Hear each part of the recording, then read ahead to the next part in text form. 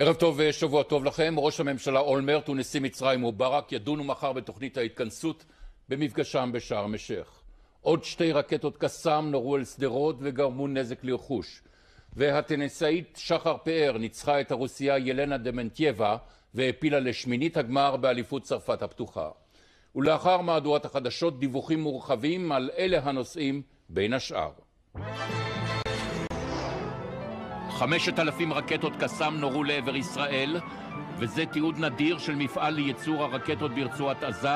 כתב CNN צילם את הייצור שנועד בזרוע הרס ומוות.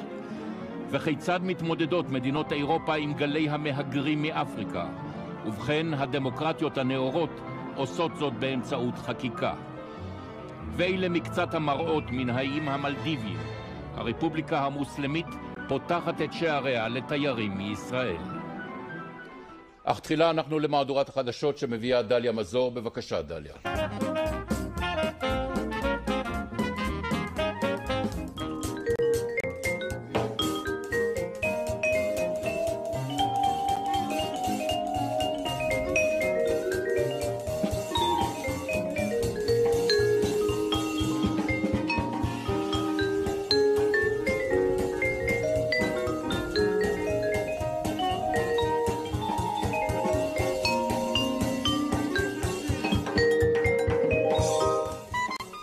ומכאן לסיור ברפובליקה מוסלמית בלב האוקיינוס ההודי. זוהי רפובליקת האיים המלדיביים השוכנת מדרום להודו וסרי לנקה.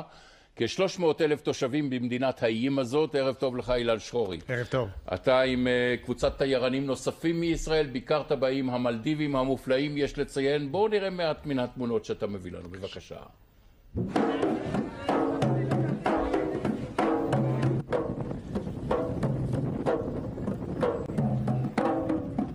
טוב, זה לא הג'אז מקיסריה שאנחנו נשמע ביום חמישי הבא, אבל זה ישר מהאיים המלדיביים. המוזיקה שמקבלת את האורחים מכל העולם, בשלב זה רק 500,000 כל שנה. תגיד לי, מה זה המדינה הזאת? זו מדינה מקסימה, אני חושב אחד מגני העדן הקיימים, ככה בלב האוקיינוס ההודי, כמה איים צומחים מן הים, בכל אי גרים נמצא בית מלון מיוחד, ממש גן עדן. מהיכן צמחה המדינה הזאת? מהי ההיסטוריה הקצרה שלה? יש כמה אגדות אגב. על רקע החופים הצחים והזכים. 2,500 שנה של היסטוריה. אחת האגדות אומרת שמדובר בכמה הרי געש שהתפרצו, עלו לפני הים וירדו חזרה, ויצרו 1,190 איים, מהם 200 שאפשר לבקר בהם, מיושבים. 100 מתוך ה-200 הם בתי מלון. כל אי זה בית מלון בשביל רזורט האיכותי, היוקרתי, הטוב ביותר שקיים. איזה צלילות של מים. כן, זה מקום, אגב, זה גן עדן לא רק לצוללנים, גם לגולשים. שאני לא צולל, אני עושה קצת שנורקל, אז נהניתי לא מעט כדי לראות את כל האלמוגים המדהימים הצמודים לכל אחד מהאיים. כמה מהמלונות המפוארים ביותר מעולם, שזוכים בכל הפרסים היוקרתיים ביותר, נמצאים באיים המולדביים. שהיום תיירנים מאלה שהפורטה מצויה בכיסה מגיעים לשם, נהנים. וזוהי מדינה שעומדת לשקוע, ממש לשקוע, פיזית לשקוע. כן, בלב הים. נכון, אולי במילניום הבא המדינה כבר לא תהיה קיימת, האיים הללו הולכים ונמוגים. הצונאמי קצת עשה שמות בחלק מהאיים הללו, כל תנודה בים גורמת לאי להיות מוצף, אין שם הרים באיים, הכל בגובה פני הים. אבל יעקב, להיות באיים הללו, או לטוס במטוס לאורך 750 קילומטר, אם מתפרסים זהו מבט מעל 750 קילומטר האורך, 200 ומשהו קילומטר הרוחב, על כך מתפרסת המדינה, 500 קילומטר מסרי לנקה בערך. כל אי הוא מיוחד, כל אי יש בו תריף שלו. מדובר במאה ה-11, השלטון הערבי השתלט על המקום, מדינה ערבית הזכר, מדינה מוסלמית. על אפליה גזענית, ובעיקר מבקשים עבודה. צרפת התעוררה תקופה קצרה לאחר מכן הפורטוגזים הגיעו, ההולנדים שלטו שם, בתקופה שההולנדים שלטו בצילון, סרי לנקה, הם שלטו גם שם. אלה הם איים שקועים או אלה הם איים... לא, אלה הם איים מעל פני הים. אלה הם מעל פני המים, אבל חלק מהאיים הללו, כפי שאנחנו רואים, הנה זה אי שקוע. אי ששקע, וכנראה במשך השנים הקרובות איים נוספים ישקעו.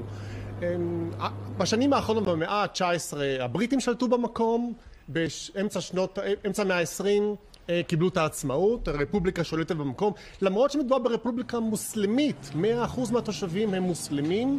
אגב, אסור להכניס משקאות למדינה הזאת, כל מי שמביא משקה מחרימים לו את זה. אבל מותר לשתות משקאות בתוך המדינה? בתוך בתי המלון, וגובים לך כסף לא מעט על זה.